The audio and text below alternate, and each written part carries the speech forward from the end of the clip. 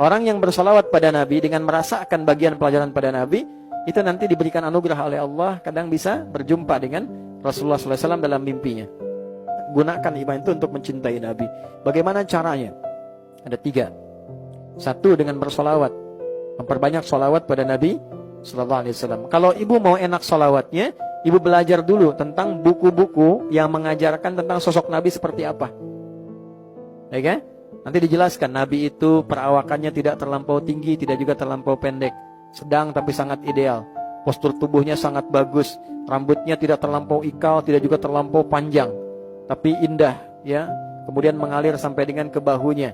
Matanya begitu indah ketika dipandang, gitu kan. Kemudian alisnya begitu tajam. Ini indah. Jadi kebayang gambaran kita itu tentang itu, sehingga ketika bersolawat kita menikmati itu.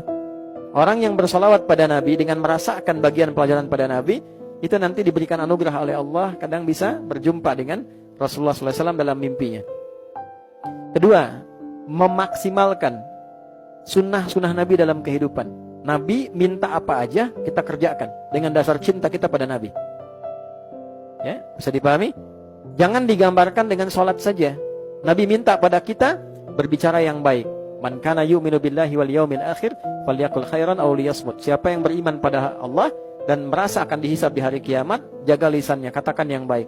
Saya ingin berkata yang baik itu karena cinta saya pada Nabi. Saya melihat yang baik itu karena cinta saya pada Nabi. Begitu sunnah itu kita kerjakan karena kecintaan pada Nabi, itu amalan tingkat tinggi yang langsung mendatangkan ampunan Allah. Itu ada di Quran surah ke-3 Ali Imran di ayat 31. Qul in kuntum tuhibbunallaha fattabi'uni yuhibbukumullah wa yaghfir lakum dzunubakum. Katakan Muhammad, jika kalian mencintai aku, kata Allah, maka buktikan dengan cara mengikuti sunnah Nabimu, dan aku akan gugurkan seluruh dosa-dosa yang kau kerjakan dalam kehidupan. Yang ketiga, bersedekah karena cintanya pada Nabi. Itu berpeluang menggugurkan dosa. Bahkan, ini agak tajam kalimatnya ya, bahkan ada yang masuk neraka diringankan siksanya di neraka. Tapi maaf ya, jangan disimpulkan keliru, seringan-ringannya tetap neraka gitu ya. Diringankan siksanya di neraka itu karena pernah bersedekah atas nama Nabi, kecintaannya pada Nabi. Siapa dia? Abu Lahab. Saat Nabi lahir di hari Senin, ya kan? Lahir Nabi, saking senangnya dia sedekah dengan bebaskan budaknya, Suwaibah. Dibebaskan oleh beliau karena senangnya keponakannya lahir sebelum diangkat jadi Nabi itu. Dan membebaskan budak itu urutan nomor 1 paling mahal. Ya, jadi kalau misalnya pengen sedekah biasa, ya dengan kambing. Lebih besar dengan unta. Di atas itu membebaskan budak. Itu tingkat paling tinggi. Abu Lahab melakukan itu. Jadi ada riwayat mengatakan setiap hari Senin diringankan siksanya untuk Abu Lahab itu karena pernah merasa bahagia dengan lahirnya Nabi. Itu hadisnya sahih. Ya, diringankan itu keadaannya. Jadi saling menguatkan di antara syawahidnya. Makanya ada yang mengatakan bahwa ketika kita bersedekah karena kegembiraan kita pada Nabi, senang dengan Nabi, nah itu memberikan satu syafaat tertentu pada kehidupan kita, baik dunia ataupun akhirat. Saya berikan gambaran sederhana begini, Bu. Nah, 3 ini nanti kita praktekkan ya, insyaAllah. Ada orang Baduy, orang Arab Baduy. Biasanya kurang sopan, di era-era itu kurang sopan kalau masuk. Tapi bukan berarti kurang sopan ini menjadi jelek, bukan. Itu karakter saja. Bagi orang-orang kota itu nggak biasa, sehingga disebut kurang sopan. Paham ya? Masuk ke masjid, Nabi sedang khutbah menjelaskan kiamat. Wah, kiamat tuh situasinya begini, menakutkan sampai orang tua lupa dengan anaknya, anak lupa dengan saudaranya dan sebagainya. Orang sedang sedih begini, khusyuk, tiba-tiba dia interupsi nanya, "Ya Rasulullah, dari tadi Anda bahas kiamat, tapi nggak menjelaskan kapan tanggalnya," katanya. "Tapi Anda nggak menjelaskan kapan tanggalnya. Waktunya kapan?" gitu ya.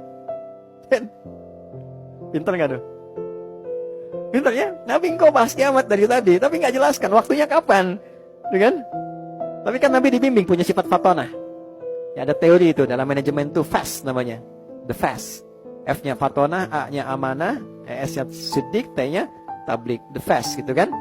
So kembali ke awal tadi, Nabi jawab, jangan bicara waktu dulu. Kalau itu tiba, persiapan kamu apa katanya? Ya, oh saya sih sholat biasa-biasa aja Nabi.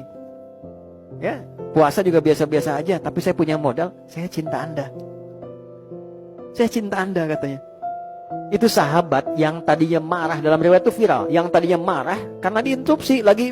Anda bayangkan tadi khutbah Jumat diinterupsi. Sahabat kan marah semua itu. Ya kan nggak enak lihatnya nih orang kok motong Nabi, nanya kan mengkel. Tapi ketika mengatakan bekal saya cinta pada Anda, apa kata Nabi? Al-mar'u ma'aman ahbabta. Seorang itu di hari kiamat akan bersama yang dicintainya. Dari kalimat itu yang tadinya marah, semua sahabat senang pada orang tadi. Karena mendapatkan satu hadis yang sangat mahal. Ternyata cinta pada Nabi itu bisa menjadikan kita bisa bersama Nabi di akhirat. Itulah yang dipedomani oleh para sahabat. Jadi mereka karena saking tahunya Nabi, gak ingin pisah. Dan hal terberat dalam hidup itu bukan kehilangan ayah ibu, Bu. Kehilangan suami biasa, Bu. Tapi ketika Nabi meninggal, semua merasa berat. Saya pula Abu Bakar tuh sampai kalau ada yang bilang Nabi meninggal, saya penggal kepalanya nih. Saking merasa berat itu. Bayangkan kita yang belum pernah ketemu ya. Ya. Maka Nabi mengatakan ada yang orang akan bersamai saya. Kalau cinta dengan saya, cinta dengan siapapun akan bersama di akhiratnya. Maka apa yang terjadi? Dari sejak saat itu mereka beramal untuk mencintai Nabi. Tapi yang paling ajaib apa? Istimewanya. Tiba-tiba Nabi bilang ashtaqu bi ikhwani. Yang saya rindukan itu saudara-saudara saya. Sahabat berkata, alasna ikhwanak, bukankah kami saudaramu ya Rasulullah? Bukan, kata Nabi. Bal antum ashabi, kalian sahabat saya.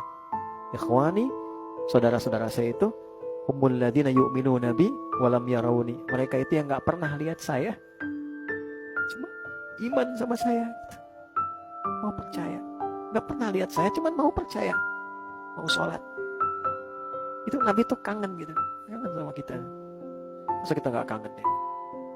Ya, jadi upayakan tanamkan rasa cinta itu, rasa sayang itu, sehingga ada kesempatan. Masa bersalawat gak pernah lihat ya. Kita berdoa dalam sholat kita sebut tapi gak pernah lihat. Nah, jadi itu gambarannya. Wallahu a'lam. Tapi setidaknya ya niatkan itu, dan semoga Allah memberikan jalan termudah untuk kita berkumpul bersama Rasulullah SAW. Makanya jadi umat Nabi yang baik ya. Jadi yang baik. Rahmah, saling mencintai. Jadi orang tuh gak harus dengan apa ya? Ya lihat dengan cara pandang kasih sayang Nabi ngajarin kita lah. Ya, kalau sudah seperti itu hati kita juga lapang. Saling menyayangi orang. Alhamdulillah, beda pendapat, alhamdulillah apa-apa, saling menyayangi. Ya. Bahkan dengan yang belum beriman pun kita doakan. Kalau sudah seperti itu hidupnya tenang. Ada masalah sedikit di rumah tangga, dengan sifat sayang bawanya. Kalau tidak banyak kecewanya nanti. Ya.